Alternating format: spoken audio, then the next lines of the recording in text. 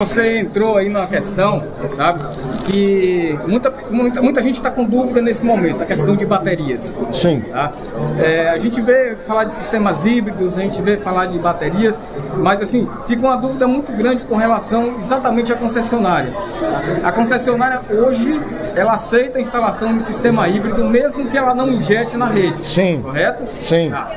E um sistema que esteja conectado com a rede e injete, como fica essa situação? Na verdade, essa regulação ainda não está pronta, tá? Ainda não veio pronta. Apesar de isso ter previsão legal, essa regulação ainda não está pronta. Por quê? Não existe ainda uma demanda específica de mercado residencial para as baterias pelo custo. Então, me parece que hoje o primeiro mercado que vai ser atendido por baterias são os consumidores de grupo A, supermercado, shopping center, na substituição pelo grupo gerador a diesel. Tá? Isso vai acontecer nos próximos, talvez, anos. Hoje eu já trabalho com algumas concessionárias e permissionárias no Rio Grande do Sul, onde a própria concessionária faz uso da tecnologia de bateria para poder fazer controle de harmônica e sobretensão em alimentador de distribuição, justamente para fazer contorno de problema de geração distribuída endêmico ali. Então, me parece que as baterias, elas primeiro entram numa escala mais comercial e concessionárias aqui trabalhando nesse modelo, para não ter que fazer aumento de rede, porque isso obviamente vai ter ociosidade à noite, então tu faz uma bateria que consegue trabalhar, e depois a gente avança para o residencial, que daí vai vir junto com carro elétrico, esse tipo de coisa. A regulação de baterias ainda me parece que vai ter um problema, porque o que acontece? O governo gostaria de saber que eu não estou vendendo a minha energia da minha bateria para a rede. Tá? Esse seria talvez o primeiro problema. Dentro da RN1000 tu tem lá alguns dispositivos que falam dos carros elétricos, tá? Então é importante entender que eles evitam que o carro elétrico exporte energia para a rede. Então tu tem várias limitações ainda técnicas e na verdade são regulatórias aqui, tá? Só uma questão, você entrou aí no carro elétrico também, e isso é uma dúvida que acho que muita gente tem, com relação exatamente isso. O carro elétrico, ele pode estar com a bateria dele carregada, e a gente sabe que na Europa já existe uma legislação que permite que a pessoa que tem um carro elétrico injetar energia na rede. Sim. E a concessionária remunerar, né, o próprio consumidor, a pessoa física. Você tem alguma informação que isso no futuro próximo possa vir a acontecer no Brasil? Assim, ó, isso vem muito com a questão de compra de excedentes de energia de GD, tá? Isso está previsto na Lei 14.300, mas eu acho muito pouco factível que a concessionária compre esse excedente de GD a um preço que seja atrativo para o consumidor. Por quê? Porque ela compra a TE num leilão a R$200. Então não faz sentido para ela comprar a TE da GD a 550, por exemplo. E ela vai estar incentivando o mercado que ela hoje justamente não quer que cresça.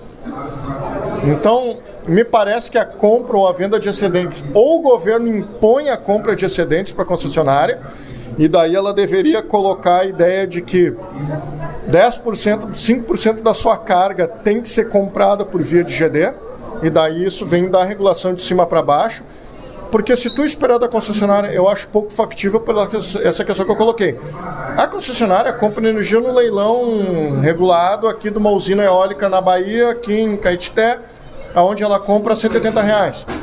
Então, para que eu vou comprar as 550? Eu sei, inclusive nós somos da região de Caetité. Andei muito por lá já. Então, nós estamos bem inteirados dessa situação de parques eólicos, tudo que na nossa região ali, você já foi lá, você sabe que ali, né, o centro hoje de energia eólica, praticamente no Brasil, né? Eu queria um outro questionamento, estou tomando muito seu tempo, mas você não sabe a importância que é isso para a gente, né?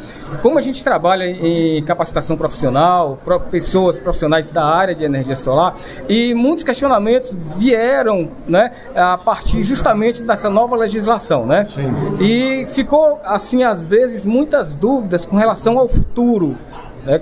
E quando eu falo do futuro, eu estou falando ali do pequeno instalador, do cara que é um montador, do cara que está começando um negócio, da pequena empresa, enfim, da pessoa que está ali trabalhando para poder, até para subsistência e crescer profissionalmente. Como você enxerga, né, o futuro para essa pessoa, para esse integrador, para esse instalador, dentro dessa nova perspectiva da nova legislação? Primeiro, instalação de boa qualidade, saber o que está fazendo, estudar, entender. Cara, profissionalização é uma coisa que tem aí disponível. Vai fazer um eletrotécnico, vai fazer um Instituto Federal, vai estudar. Mas veja, não é só ficar na instalação, tá? Tu tem espaço no Brasil hoje para uma parte da engenharia que é a engenharia de regulação, engenharia de energia. Então, entender tarifação de energia é uma coisa que muito pouca gente faz no Brasil. Então, parar para ler a lei e parar para entender como funciona a tarifa de energia. Hoje tu não precisa vender um serviço físico de instalar para o cara. Tu vai vender um serviço de análise de tarifa de energia e ver se o cara está muito bem enquadrado em demanda, em enquadramento tarifário, se a conta dele tá adequada ou não, se o reativo dele está adequado ou não, se o cara no rural está bem atendido ou não, o que ele pode fazer para melhorar a qualidade de energia. Então, trabalhar a eficiência energética, se está num centro que permite isso, então... Energia solar é uma porta de entrada para um novo mercado de modernização do setor elétrico. Então tu tem o quê? Digitalização do setor, medidores em usinas, monitoramento de usinas, operação e manutenção de usinas. A maioria das usinas no Brasil não passa por processo adequado de comissionamento. Se não tem o adequado comissionamento, tu não consegue acionar um seguro. Ou tu não consegue acionar o fabricante, porque tu não fez o manual de comissionamento adequadamente. Tu não faz operação e manutenção, tu não faz verificação de contato de MC4, tu não faz verificação de inclinação de painel, sujeira, poda, verificação ali de toda a operação da usina. Isso é um trabalho que vai ter, porque não adianta tu ter uma curva de instalação se tu não tem uma curva de operação e manutenção.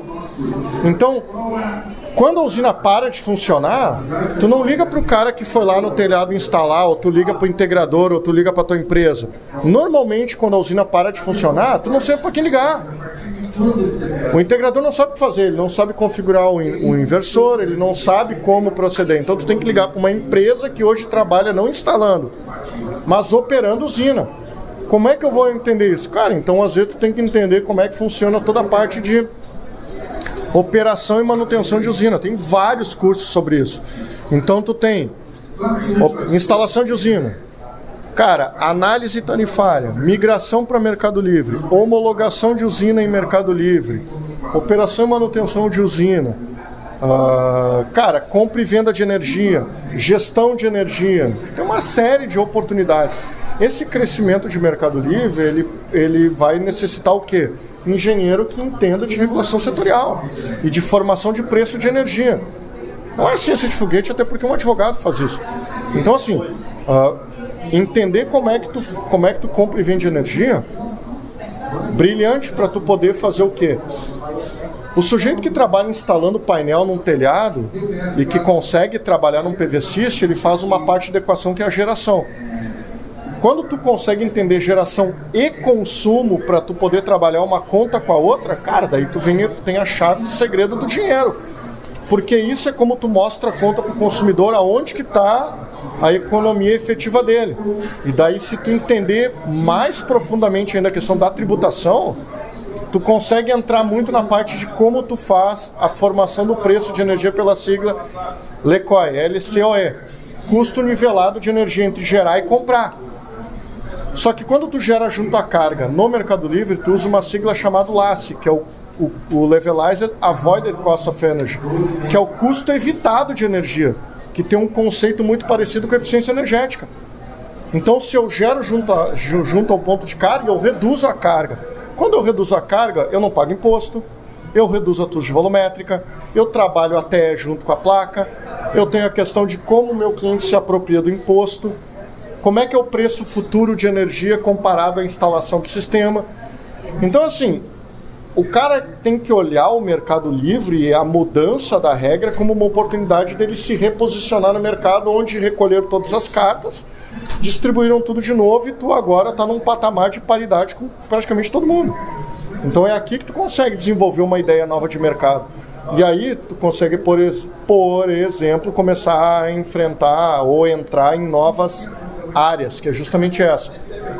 Operação de usina, manutenção de usina, comissionamento de usina, laudo de usina. Parou de funcionar, não está gerando, montei uma usina para locação, ela está gerando 25% a menos de um dia para o outro. O MC4 é mal crimpado, o MC4 não é da Stauble, é um MC4 genérico, onde o pino é mais curto do que o normal. baixa condutividade, dobradura de cabo nas eletrocalhas, cabo muito prensado dentro de eletroduto, drenagem mal feita, cabo mal crimpado, MC4 mal plugado, inversor mal configurado, painel sujo, painel mal inclinado, tracker que não funciona. Cara, tem uma série infindável de problemas que ocorrem e que vão acontecer com essas usinas nos próximos 25 anos. Então, não dá para focar em instalação de usina. Tu tem que focar agora no berçário, porque as usinas estão aí crescendo e tem os filhos no mundo de gente que não vai cuidar. Então, o integrador ele tem que pensar no pós-venda, como é que ele trabalha monitoramento de geração de energia, como é que ele vende esse serviço, como é que tu trabalha em laudo de seguro para a usina. Cara, eu vou acionar o seguro por quê? Quebrou a placa, não funcionou, foi mal instalado. Quando a gente vai trabalhar em, por exemplo, uma ação judicial, eu tenho 50 usinas que foram construídas para vender energia que não estão gerando. Por quê? Porque ela foi mal construída ou foi construída sem a técnica adequada. Para quem só está no mercado pelo dinheiro, usina é usina. Para ele não tem diferença nenhuma. Placa é placa, inversor é inversor. Só que na hora de tu trabalhar com esse laudo da diligência técnica, tu vai laudar a usina para dizer, tu tem dobradura de cabo, tu tem MC4 mal conectado, tu tem hotspot, tu vai ter, sei lá, o cabo de alumínio em vez de cabo de cobre, tu tem a malha de aterramento mal feita, mal dimensionada, o material se corroeu, a usina está sem aterramento. Cara, tu tem uma série infindável de problemas que tu tem que entender para tu poder trabalhar de que forma. Novos mercados para tu explorar. Então tu não pode ficar só pensando na construção de usina, vira as costas e vou construir outra. Até porque, que nem eu te disse, o mercado ele vai ter um teto. Uma hora tu não vai mais instalar tanta usina. Por quê? Porque o consumo de energia ele não é infinito. O consumo de energia ele também tem uma limitação física. Sim. E o que vai acontecer? Tu tem que olhar para o que está o passivo para trás. E é justamente aqui que eu acho que é o grande negócio que o integrador tem que se especializar. Como é que eu ajudo a mudar o meu modelo de negócios para agregar um outro tipo de produto, que é justamente esse. A questão dessas usinas que estão aí com esses passivos para trás. Então, acho que é isso, é um recado para quem está aí no mercado. Cara, olha para outras coisas. Usinas, mercado livre, compra e venda de energia, gestão de energia, enfim, eficiência energética, entender de valor de energia, botar preço na energia. Então, acho que é por aí, gente. Também já falei demais aqui, né? Perfeito, Fred. A entrevista foi, né, mais uma palestra, né? Aliás, eu acho que foi até mais conhecimento até do que a própria palestra, né?